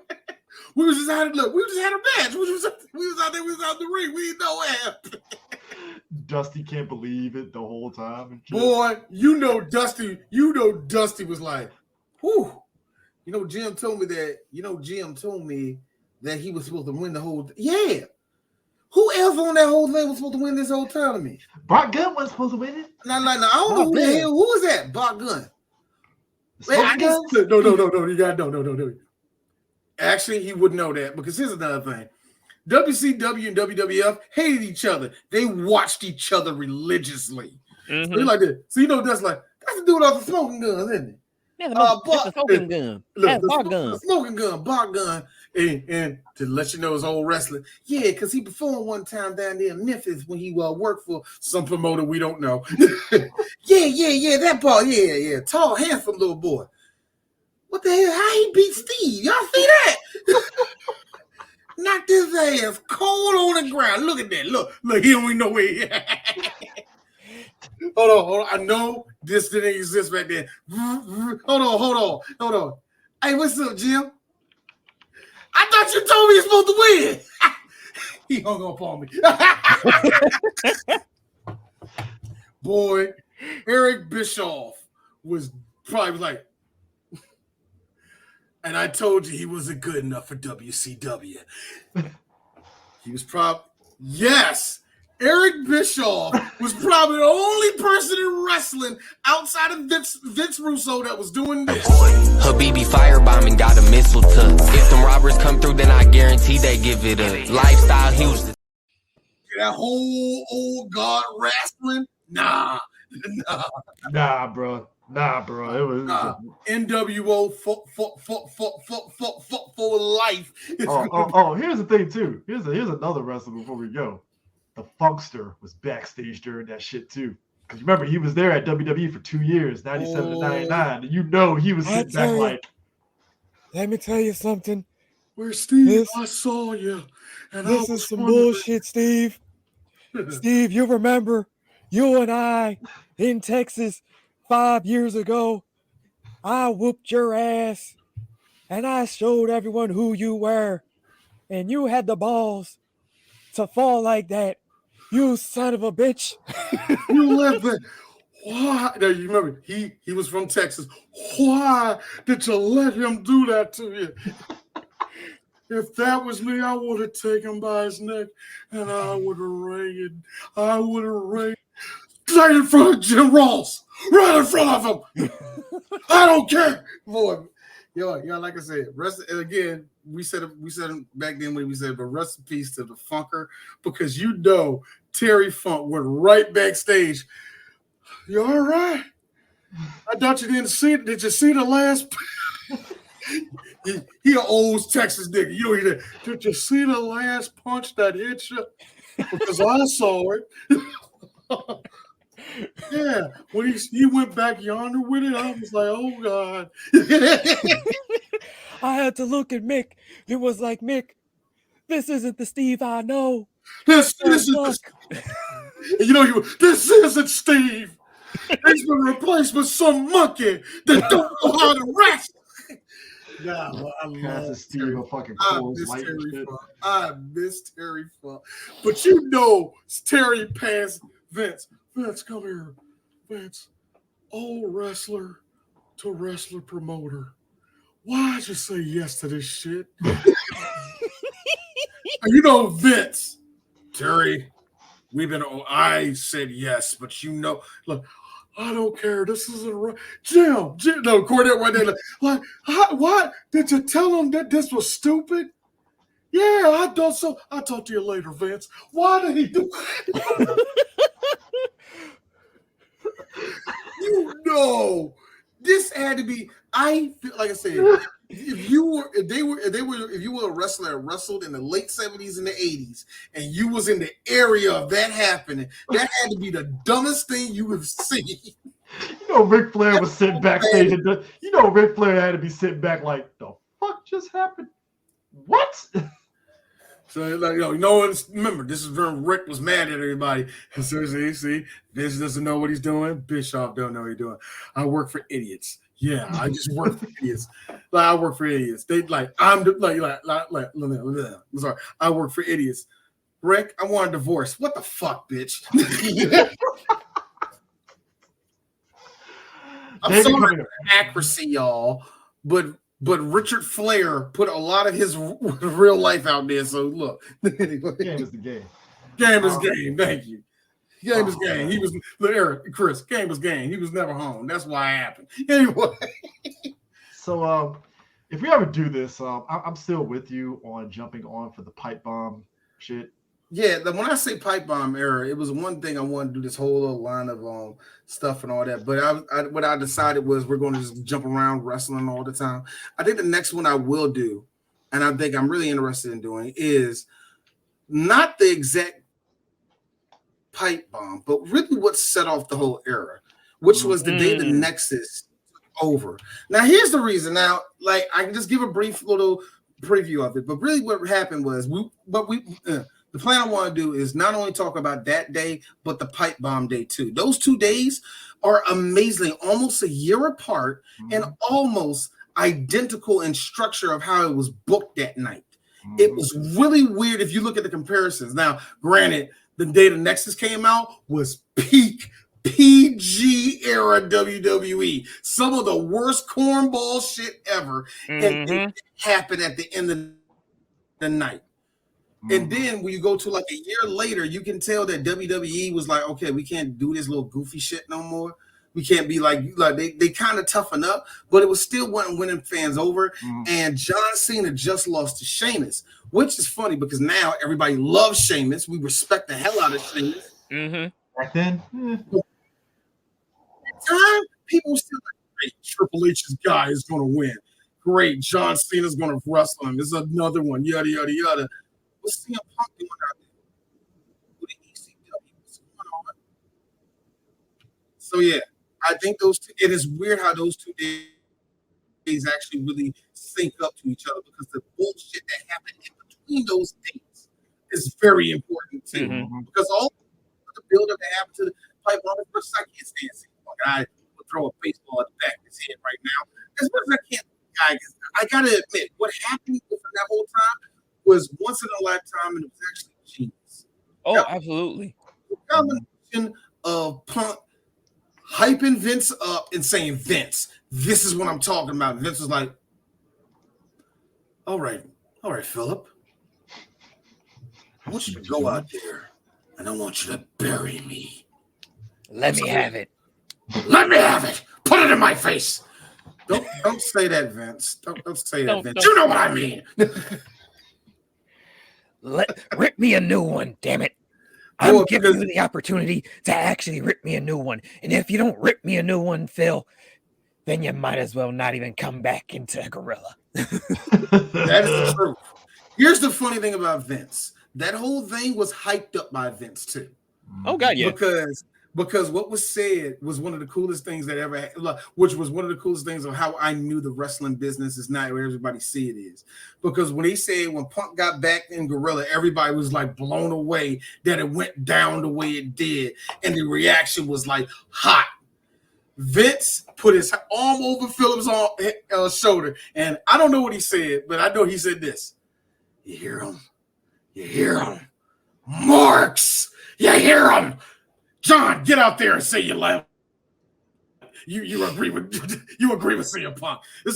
Yes, it was a double show that night. It was really weird. So everybody at home, we were like, "What the fuck?" Everybody in Las Vegas, hey y'all, we got 2 more hours. We good.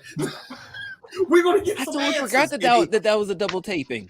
And guess what? It was so genius with it that even when all that happened, the way it was structured afterwards, people were still like, what's going on? Because if you watch that Raw, people are still booing, question marking. It added to all of it. Vince set that up so well, yeah. And then they went on tour for about a week or so over in England, which hyped it up even more. And then when they got back to America, that's when they hyped up the whole thing about Cena versus CM Punk. And Money in the Bank. We saw one of the greatest matches in WWE history. Oh my God, yes. Which I will give that moment above the second match, but I think the second match they had was actually the better match. The one they had on Monday Night Raw, who was going to face The Rock. Oh yeah, and Cena out of nowhere hit him with a Hurricane Rana. That was CM Punk legit going Fire Pro Wrestling using all of his moves multiple times. And on top of that, using a Rainmaker, and on top of that, he pile drived him. Bro, Yeah. It was awesome. I remember vividly because D posted on Facebook when Cena did her karate, throws up rainbows like that. It was amazing because remember, anytime that was during that time where Cena actually did take a risk for a type of wrestler he was by doing that guillotine off the top rope. Mhm. Like that, yeah. It's not a big for Cena, yeah, because he was literally doing a famouser off the top rope. For him, he had to be accurate with that shit. But we knew after that he had that too many moves, and everybody was like, "Oh, Cena can't wrestle." 5 moves. And I remember during that whole little strip of Cena can't wrestle, Cena will break out a move or two. I remember during him and CM Punk, they said you can't wrestle 10 minutes in. Cena goes into lighting up CM Punk on that floor. And here's the worst part. Hey, Punk, I think Cena can wrestle better than you. No, I'm not saying like a better wrestler, but if you see the way he was moving and doing, like, I think, hey, Punk, either you're selling very well or Cena's a lot better than any of us think. Right.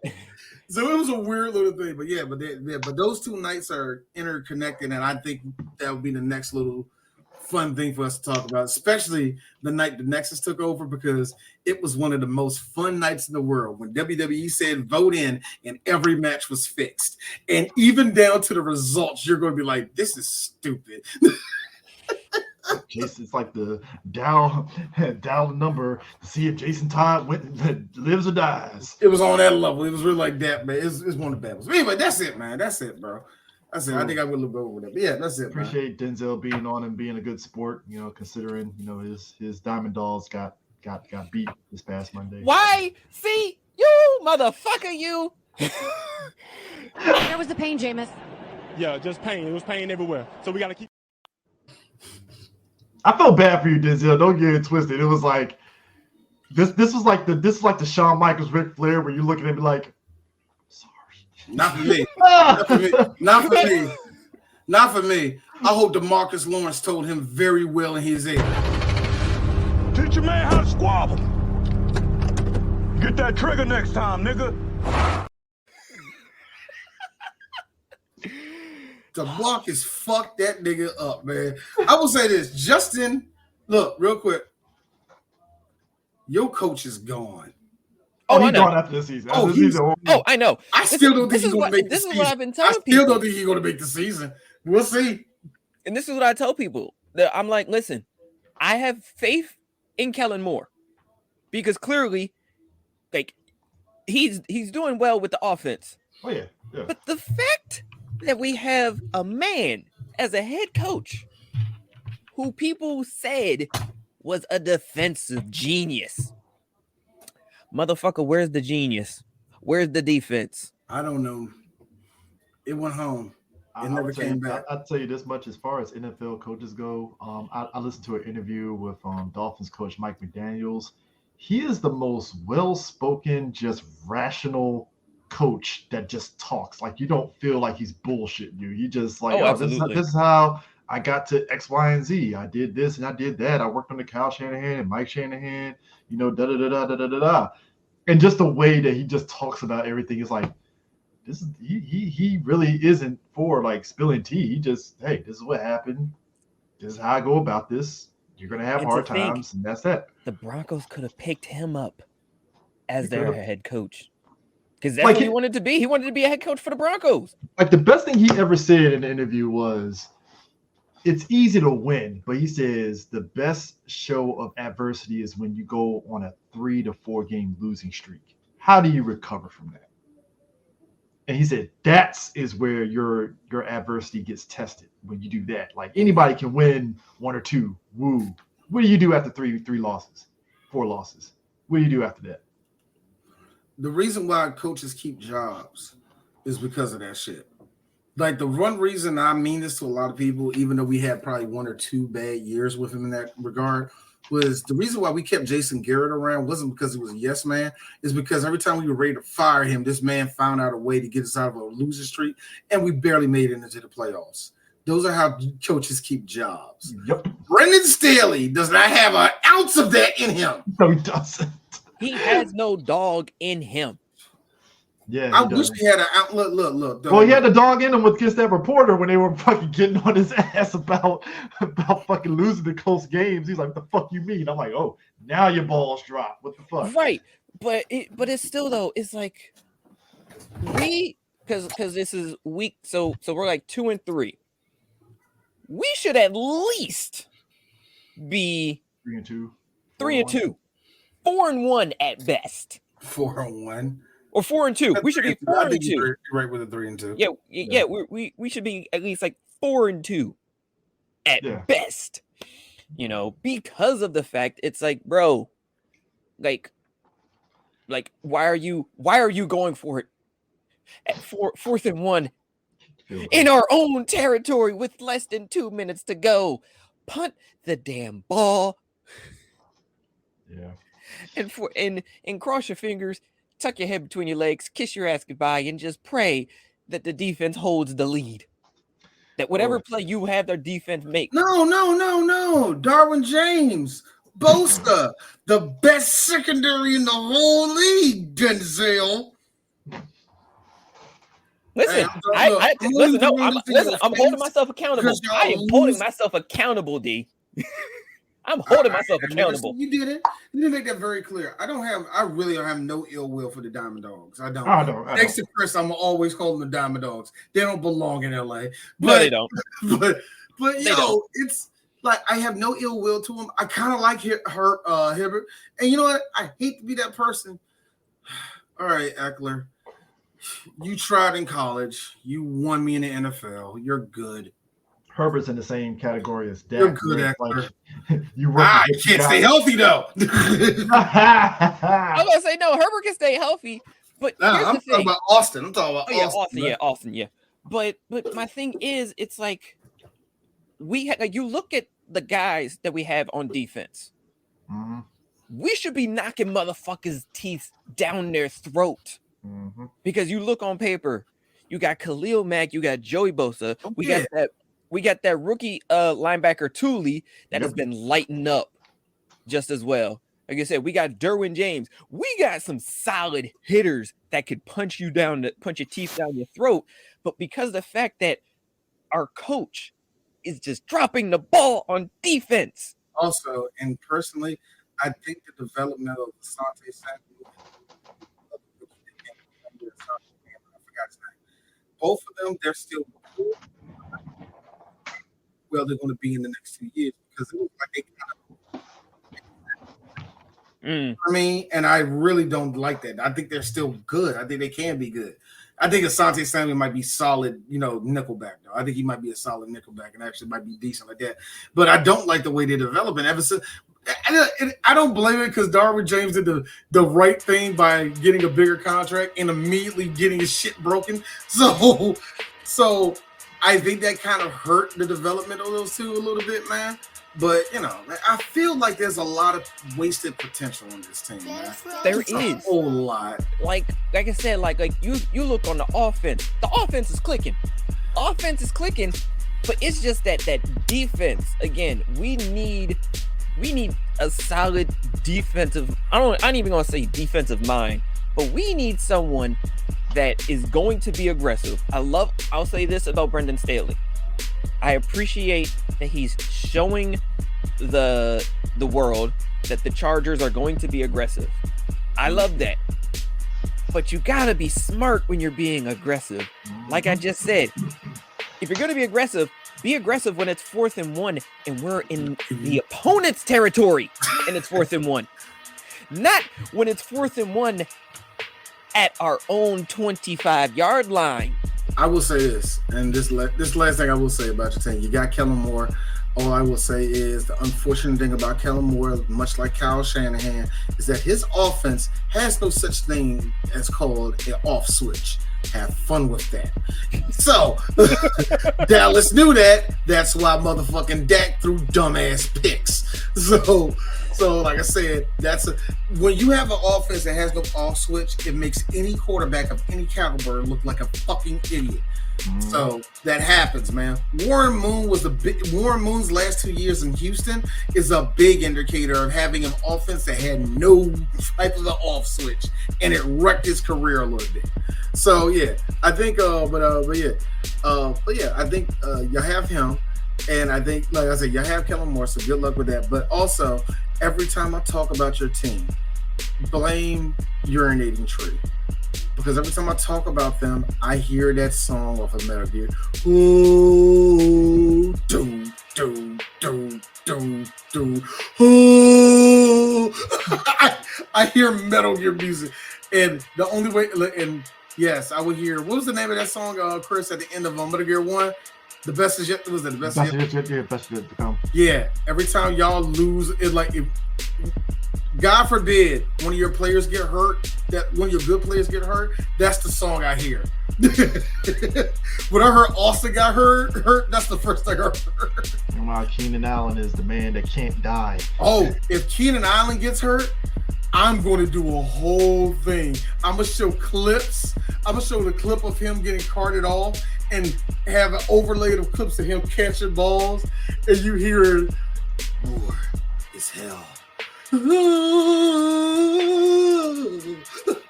Yes, I would, man. Because Kellen Moore doesn't deserve none of that. I mean, not Kellen Moore. Keenan Allen don't deserve none of the shit that's happening to this team. Him above everybody else. He finally got a quarterback that's good, that's not going to drop another child and his wife irresponsibly. He has a good quarterback. He's a good man, Savannah. He's a good man. Savannah, though, nigga. He's a good man, Savannah. He's a good man. The only thing this man cares about is brisket, is his victory brisket. He ain't worried about popping no babies. He's worried about popping a brisket. Oh man, Christ. All right, that's it. But anyways, that's it, folks. We'll see you guys later. Working title sports show. You wacky.